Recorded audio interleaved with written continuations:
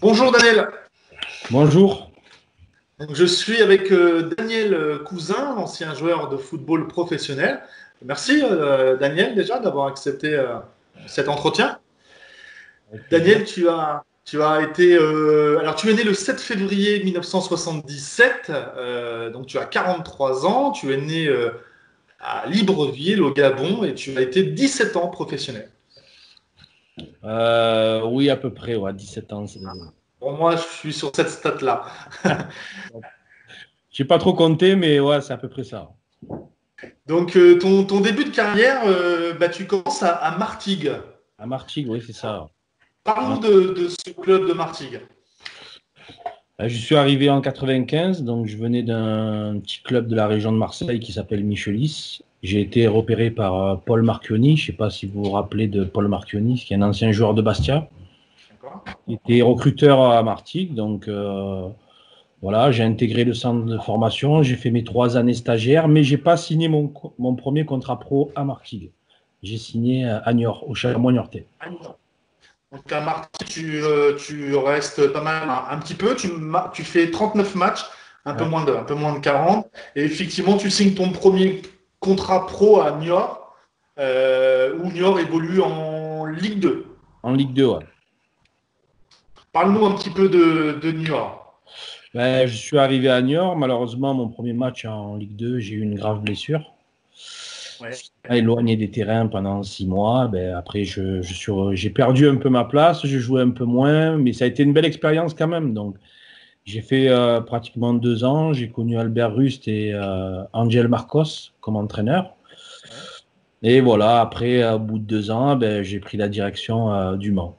Voilà.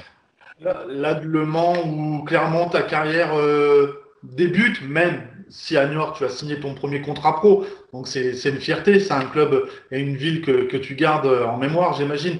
Mais Le Mans, voilà, là on voit Daniel Cousin qui arrive, qui plante beaucoup, parce que tu marques plus de 50 buts en 140 matchs, donc ça fait un but tous les 3 matchs, donc il y a une stat plus qu'honorable. Parle-nous du Mans avec une très grosse génération de joueurs également. Il y a une petite anecdote sur Le Mans parce que je suis arrivé au Mans suite à la blessure de Didier Drogba, vous vous Ouais. rappelez, qui s'était cassé la Oui. cheville. Donc, je signe au Mans. Je devais déjà signer, même avant de signer à Niort, je devais signer au Mans, mais ils n'avaient pas assez de moyens pour payer mon transfert. Donc, D'accord. euh, donc finalement, j'ai atterri à Niort. Après, bon, j'ai fait 2 ans. J'arrive au Mans, c'est Marc Wasterlop qui me fait arriver. Je ne sais pas si vous vous rappelez, Bien sûr. avec Alain Pascalou. Et je suis reparti à zéro parce qu'à Niort, j'avais eu une grave blessure. J'avais perdu confiance en moi. Je jouais moins. Donc, je suis reparti à zéro au Mans avec des gens qui m'ont fait confiance. Et donc, ça s'est bien passé avec des stats plus qu'honorables et une montée historique en Ligue 1 pour Le Mans. Oui, avec un petit budget, une petite ville et il y a eu une véritable histoire d'amour avec Le Mans parce que tu étais très apprécié des supporters. Et encore, hein, aujourd'hui, j'imagine si tu vas voir un match au Mans, ça va Ouais. être compliqué pour toi de voir le match tranquillement. Voilà, il y a eu quelque chose avec Le Mans, avec ses supporters où tu as mouillé le maillot et les supporters du Mans voilà, aiment ce style de joueur. Surtout que on a participé, tous ceux qui ont participé à la première montée historique du Mans en Ligue 1, ils resteront à jamais dans les mémoires. Et c'est vrai que c'est un club familial. Beaucoup de supporters venaient à l'entraînement, assister, et on était très proches d'eux, avec beaucoup d'humilité. C'est pour ça que je pense qu'on a laissé un très bon souvenir. Et puis ce déclic d'avoir fait monter le club en Ligue 1, ça a Ouais. vraiment, pour la ville, c'était énorme, quoi. C'était énorme, C'est donc voilà. historique. Et voilà, Le Mans est une petite ville. Et avec son ancien stade, le stade Léon Bollet, où vous vous retrouvez en Ouais. Ligue 1, enfin, c'est exceptionnel. Tu nous parlais de Didier Drogba, donc il y a eu une anecdote là-dessus où Didier Drogba voulait te faire venir à l'Olympique de Marseille. Euh, Ouais, Explique-nous un petit peu ça. Il y a eu des rumeurs, il y a eu des choses là-dessus. Ben, c'est-à-dire que Didier, on était très proches au Mans et il travaillait justement avec Pape Diouf, avec le regretté Pape Diouf. Et une fois, on avait fait un dîner au Mans avec justement avec Pape Diouf et son adjoint, là, son collaborateur. Et ils voulaient que je vienne travailler avec eux, justement dans l'optique de venir aider Didier à Marseille. Mais moi, je travaillais déjà avec d'autres agents. Donc, vous savez comment ça se passe dans le milieu, hein. Des fois, les agents, ils n'aiment pas trop travailler entre eux. Donc, ça aurait pu se faire, mais ça ne s'est pas fait. Bon, voilà. Ça. Mais aujourd'hui, c'est une déception un peu dans ton carrière de ne pas avoir signé à Marseille, même si tu as rebondi à Lens, on va en parler à Glasgow. Mais comme tu dis, et si, voilà, on refera pas l'histoire. Mais tu étais un vrai buteur. Les Marseillais, ils aiment ça, les buteurs. On sait qu'il y a eu voilà, Jean-Pierre Papin, Tony Cascarino, Didier Drogba. Et les vrais buteurs, Marseille, ils aiment beaucoup ça.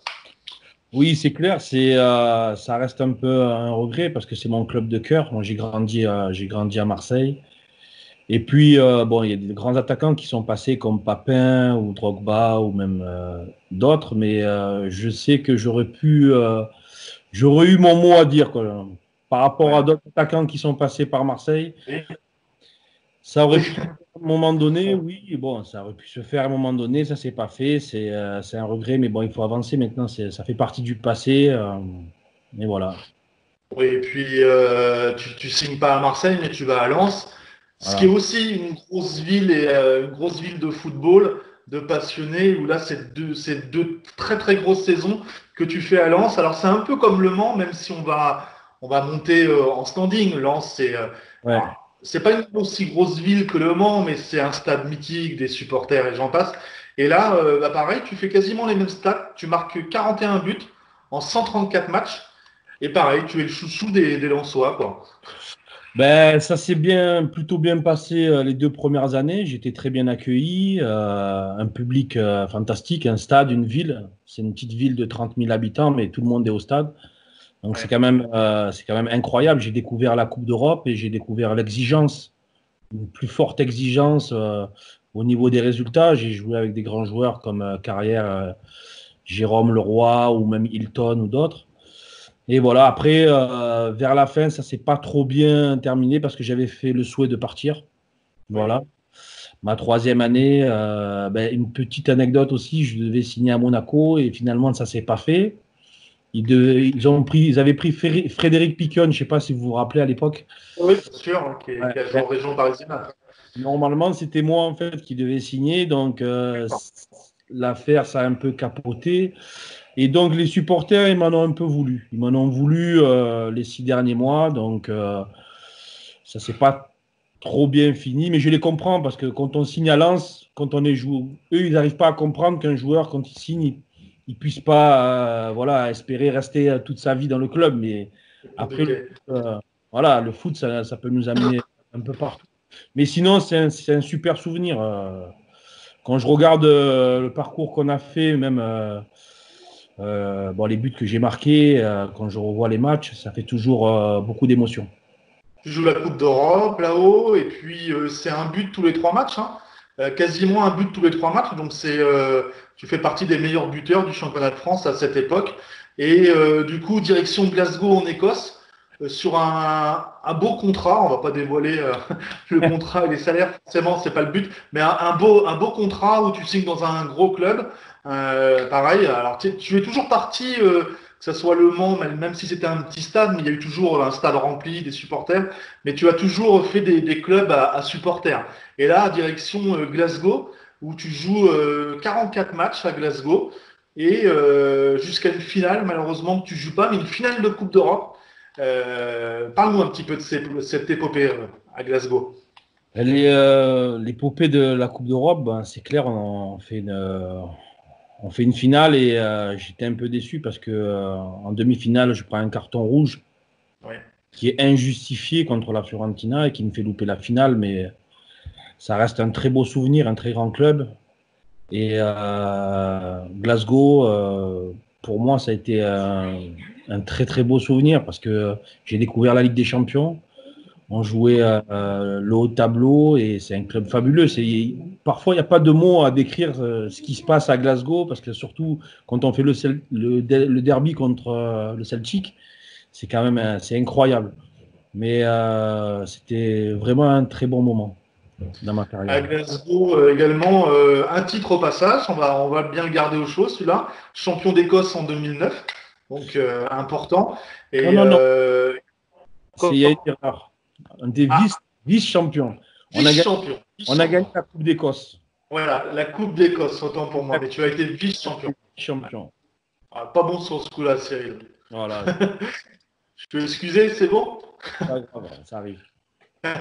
Ligue des Champions, parle-nous un petit peu de cette fabuleuse aventure en Ligue des Champions, des clubs que tu as affrontés, des souvenirs peut-être de certains joueurs, certains monstres derrière.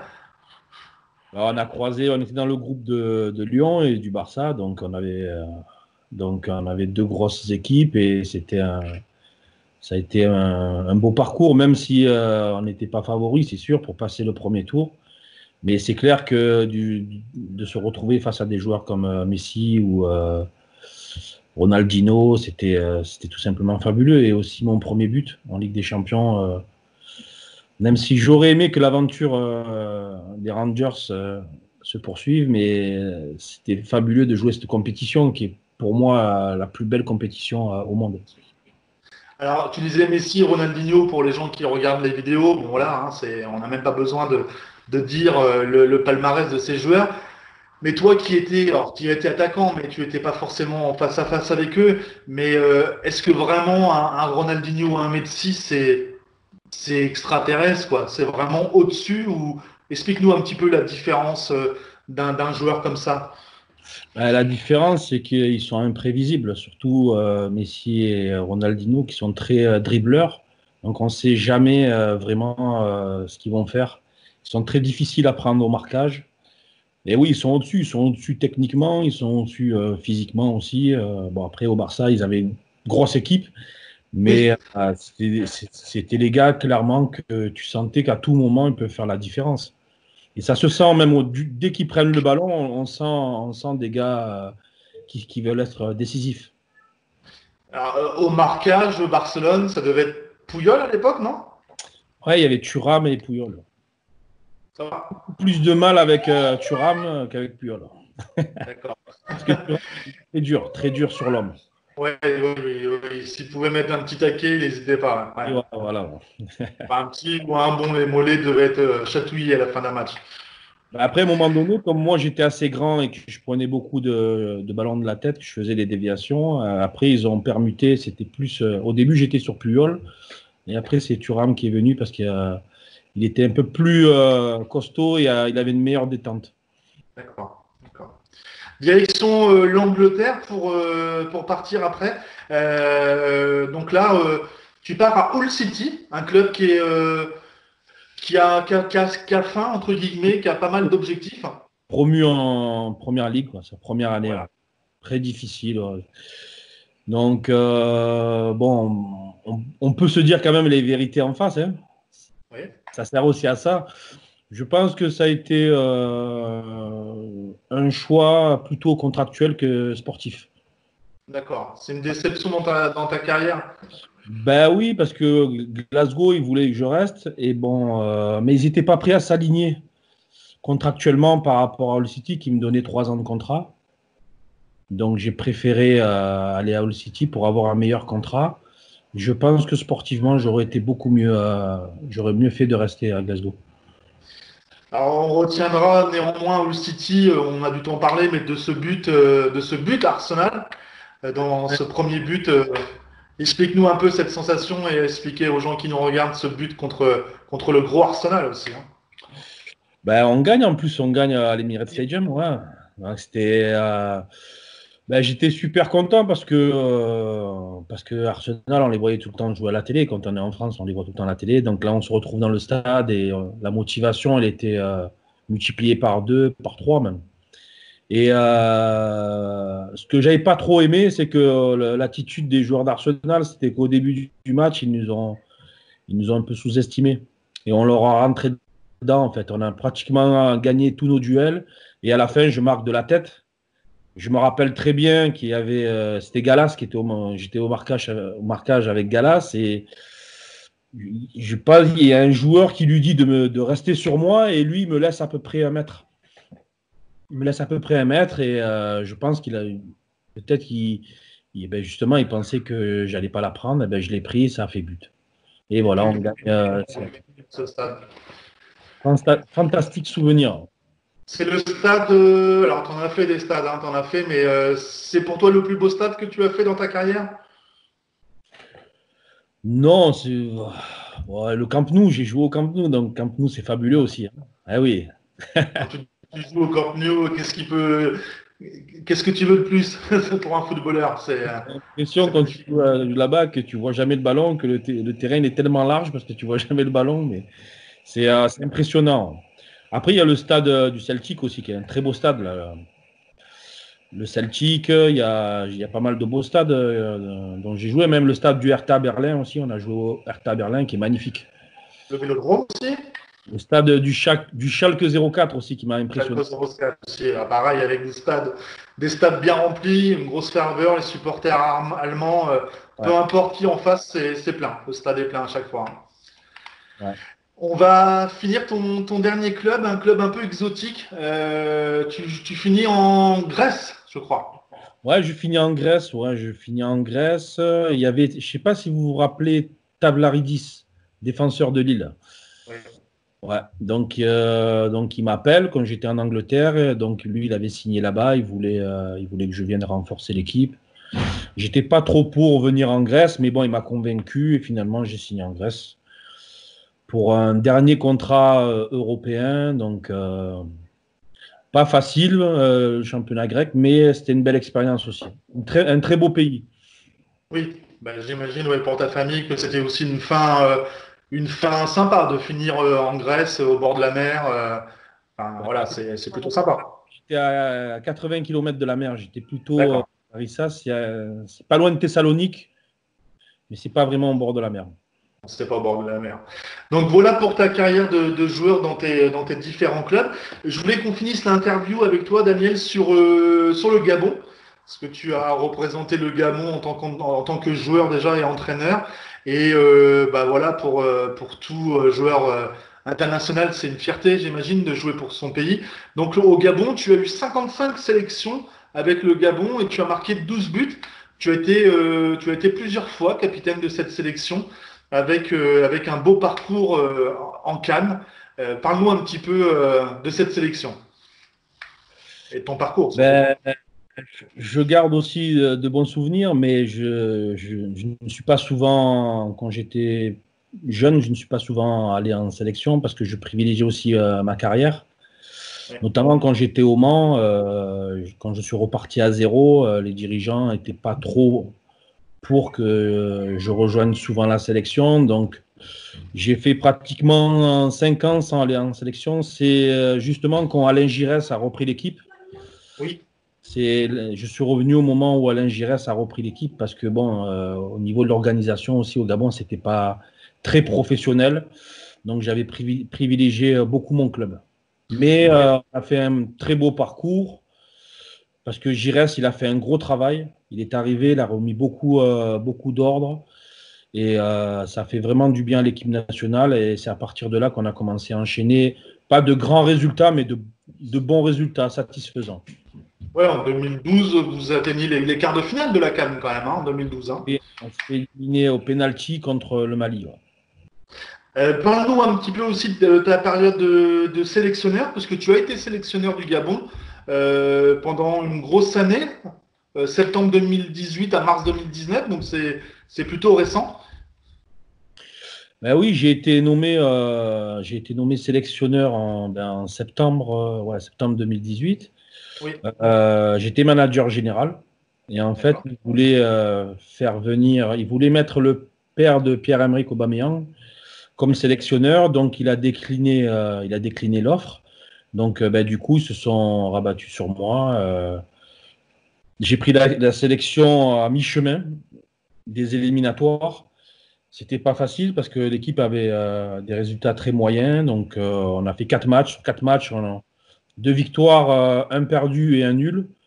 Le bilan était assez correct, mais bon, les dirigeants, ils ont préféré prendre quelqu'un d'autre. Mais bon, ça, c'est la loi du foot, c'est le sport qui est comme ça. Ouais. Moi, j'ai essayé de faire mon maximum pour qu'on puisse se qualifier, mais bon, voilà, ça reste quand même un beau souvenir. Et c'est à partir de ce moment-là que j'ai réellement décidé de faire mes formations de diplômante pour devenir entraîneur professionnel. Aujourd'hui, justement, tu as 43 ans, donc c'est très jeune.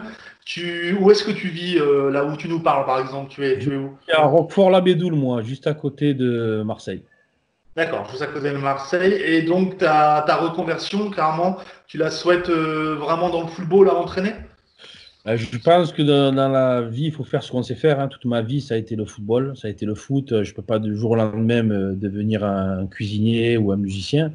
Donc, j'ai passé mon brevet d'entraîneur de football et j'espère l'année prochaine passer mon diplôme d'État.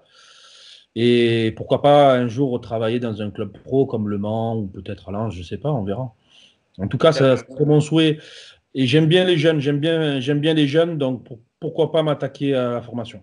D'accord. Le message est lancé. Si les dirigeants lensois ou manceaux ou autres hein, nous écoutent, Daniel Cousin serait à l'écoute en tout cas. Voilà. Merci beaucoup. En tout cas, Daniel, c'était vraiment sympa. On s'est remémoré ta belle carrière. On a parcouru voilà, tes clubs. C'était vraiment sympa. Et je te dis à très bientôt, Daniel. Merci. Si, c'est gentil, à bientôt aussi. Au Au revoir. plaisir. Ciao, ciao. Ciao.